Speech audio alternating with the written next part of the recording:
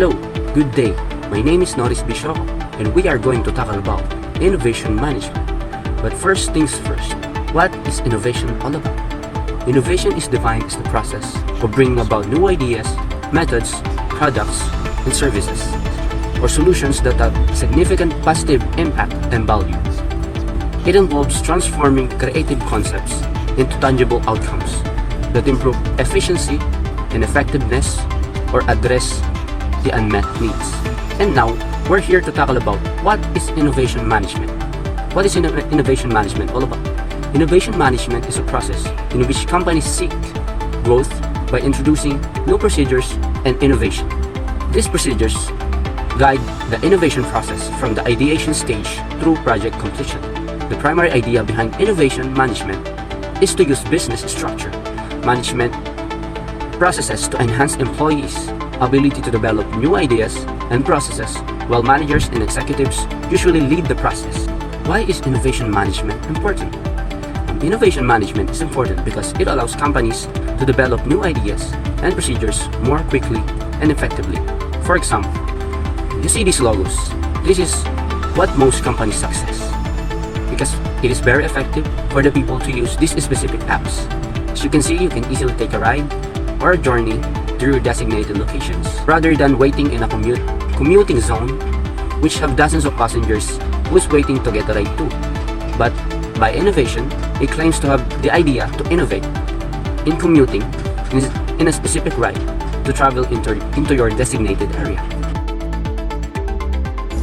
For my report about the areas of innovation management, there are 4 areas that play a key role in innovation management. So I will be discussing the first 2. First in the list is the capabilities. Capabilities refers to a business's ability to innovate, including factors like talent, internal knowledge, and available finances. The innovative capabilities of a workforce are an innermost factor in how much a business can innovate. So managers hoping to increase innovation may want to look at the strengths and the weaknesses of the employees involved. For example, ikaw ay mag-a-apply sa isang company and yung company na yan is a car company. And ang pag-a-applyan mo is a sales agent. Siyempre, kailangan before ka mag-apply, dapat makapag-research ka na about sa company na pagpapasukan mo. Ano nga ba yung mga kaya mong gawin bilang isang empleyado nila? Dahil car company ang papasukan mo, so titignan ng manager mo kung ano nga ba yung kaya mo. Kaya mo ba makapag-communicate to the other people? Kaya mo ba makapag-sales talk sa harap ng ibang tao? Titignan ng manager mo yung mga strength and weaknesses mo. Kasi paano ka harap sa ibang tao kung alam mo sa sarili mo na mahiyain ka and introvert person ka? So, kailangan mo din humarap sa proper training kung tatanggapin ka ba nila and kung ano nga ba yung kaya mong gawin or magawa para sa company nila. Syempre, before ka nila i-hire, dapat alam na rin nila yung capabilities mo para sa company nila. Bilang isang employee, dapat malawak din ang pag-iisip mo. Dapat marami kang paraan na maiisip kapag may problemang dumating, maliit man or malaki ito. Dapat ikaw din ay isang business-minded. Example is, kung na-hire ka na nga dun sa company na pinapasukan mo, syempre, possible na magkakaroon ng problema. And, halimbawa is, may naisip na new innovation yung company nyo, pero hindi enough yung funds nyo. Bilang part ka ng team, dapat makakaisip ka kaagad ng paraan or solution na sakto lang dun sa funds, pero sulit, worth it pag naging successful na. Second in the list is the structure.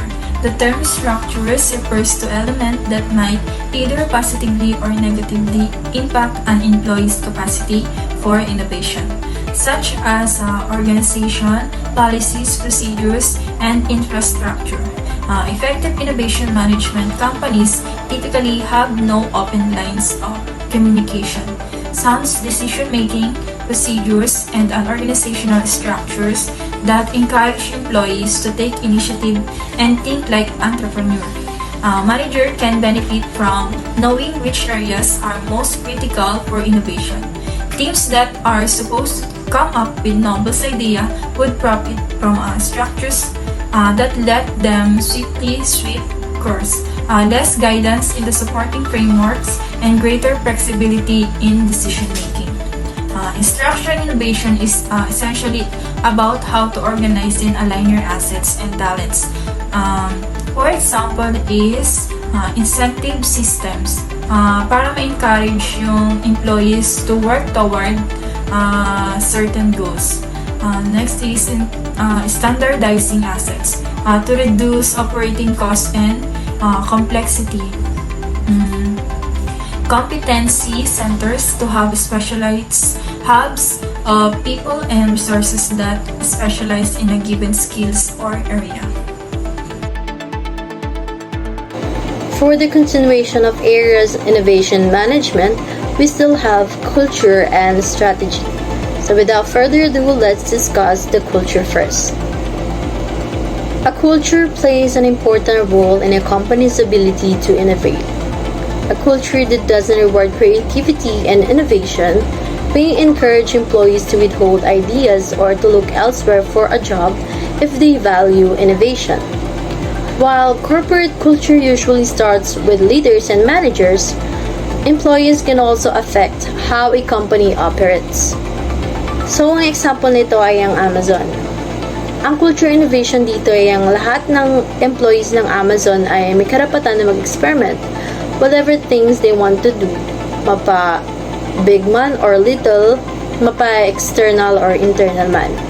Since they are encourages experimentations, they were also embracing failures as a necessary part of innovation process. Harvard Business Review has stated that without discipline, almost anything can be justified as an experiment. Discipline-oriented cultures set clear criteria that the existence of a well-thought-out and clearly communicated process makes it clear that there is a discipline to innovation, and the ideas are expected, appreciated, and most importantly, acted upon, resulting in an innovation culture. So in order for us to understand more of it, let's watch this clip. You cannot invent and pioneer if you cannot accept failure. To invent, you need to experiment. And if you know in advance that it's going to work, it is not an experiment. And so that's a very important thing. They are inseparable twins, failure and invention. And so you have to be willing to do that. And it's embarrassing to fail. It's always embarrassing to fail. But you have to say, no, that's not how this works. If I said to you, you have a 10% chance with a particular decision, a 10% chance of a 100x return, you should take that bet every time, but you're still going to be wrong 9 out of 10 times, and it's going to feel bad 9 out of 10 times. For the key takeaway for this, a fundamental innovation culture best practice is empowering your employees to innovate and providing them with a process to share their ideas. You can discover a plethora of new ideas that could potentially be groundbreaking for your organization. Just remember how Amazon Prime grew from unemployee ideas. So next is strategy.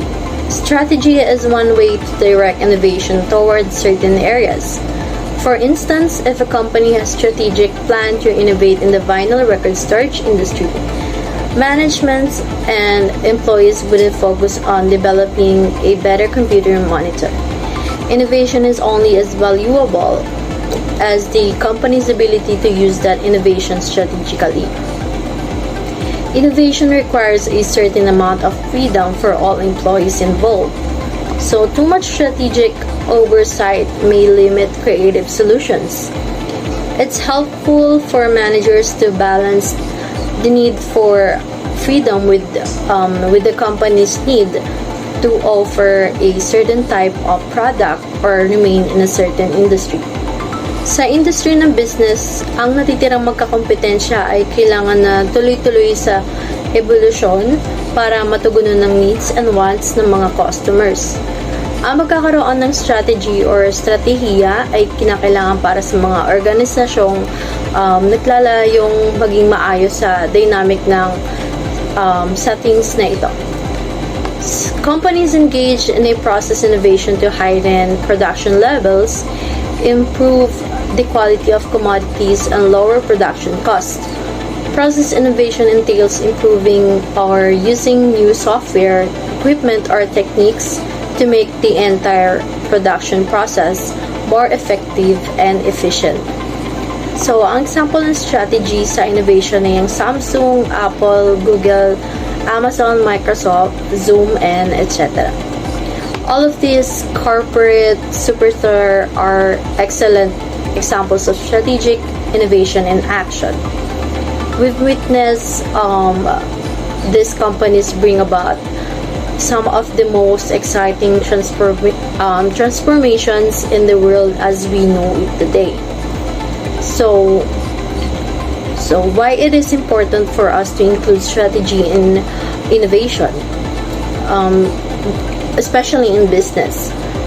It is because it helps leaders set of organizational goals and gives companies a competitive edge because it determines various business factors including price, how to price goods and services based on customer satisfaction, and cost of materials. Innovation management methods. There are three methods for innovation management, which a company can practice individually or all together. For different types of projects, these methods include incremental innovation, breakthrough innovation, and disruptive innovation. First, let's discuss incremental innovation. Ano nga ba ang incremental innovation? Incremental innovation relies on steady, small improvements over time to a product, service, method, or process. Companies that practice incremental innovation may prepare to offer their products or service regularly with smaller changes as it seems more reliable.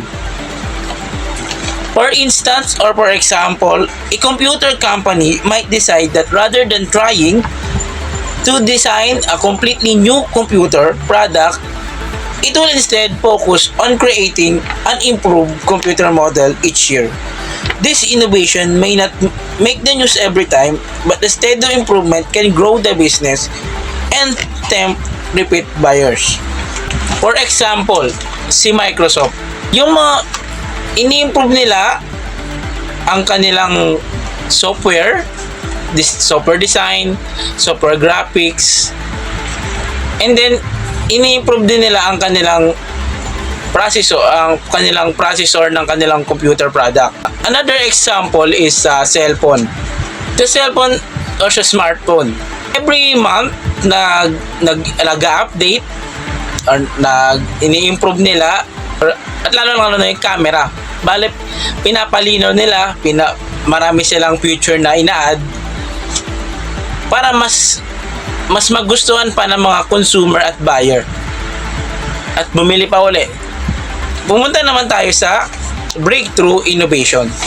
A breakthrough innovation is one that allows a company to change a product or service significantly while remaining in its industry. This is especially common in technology where heavy competition and high tempo of innovation make breakthroughs valuable. For instance, a cell phone manufacturer might develop a smaller and more advanced chip for its phones, makes its next phone much more powerful than previous models. While this is more than incremental innovation, it's unlikely to change the entire industry. Now, for example, ikumpara mo yung dating iPad sa ngayong iPad. Dati, medyo malabo pa camera, medyo wala pa yung 0.5, wala pa yung mga wala pa yung mga camera feature na zoom. Ngayon, through innovation nila at dahil sa binago nilang processor sa camera, mas pinalakas nila yung latest na new release ng iPhone. mas pinaganda nila ngayon yung camera, which is may 0.5 na kaya mo mag-zoom. Mas lalo kang gaganda pag sa camera. And then, yung mas mabilis yung processor kaysa sa kung ikukumpara mo sa noon. And then, as hindi lang naman si iPhone ang naglalabas, meron din silang competition, which is si Samsung. Dati touchscreen lang, ngayon ang new release nila, may makikita ka ng deep na babali na touchscreen, which is mas pinaganda. Ang point ko doon, mas pinaganda, mas pinabilis at mas convenient na sa consumer dahil latest to at trending. And then lastly, the disruptive innovation. Ano nga ba ang disruptive innovation? A disruptive innovation is one that changes a market completely because it causes a significant gap that competitors can easily close. A company that creates a disruptive innovation may get a considerable amount of press and might challenge consumers to understand and embrace the innovation. While disruptive innovation can have huge advantage, it's much more challenging to accomplish than other kinds of innovation. Examples of this include the rise of the smartphone and the rise of the hybrid car, when gas-powered cars were the primary option. Talking about cars, gas lang ang mga kotse natin. Ngayon, through innovation, lumabas si Tesla, which is yung mga all her cars is hybrid electrical. Bale, full electrical, hindi gumagamit ng gas, and it's environmentally friendly. And then last example of disruptive innovation is si AI. Dati walang mga AI na ganyan. Kung gagawin mo talaga sarili mga essay mo, gagawin mo talaga yung mga walang tutulong sa iyo mag-math, walang tutulong sa iyo gumawa ng paragraph, sentence. Ngayon, na innovate si at nagawa na discover si AI, ngayon napapadali ang buhay natin mga estudyante. Meron na tayong katulong na gumawa ng reflection natin, humingi ng guide sa AI o paano i-solve tong math and this mathematical equation. And then nakakatulong din siya sa atin na sa essay gumawa ng summarize, ganyan. And that's all. Thank you.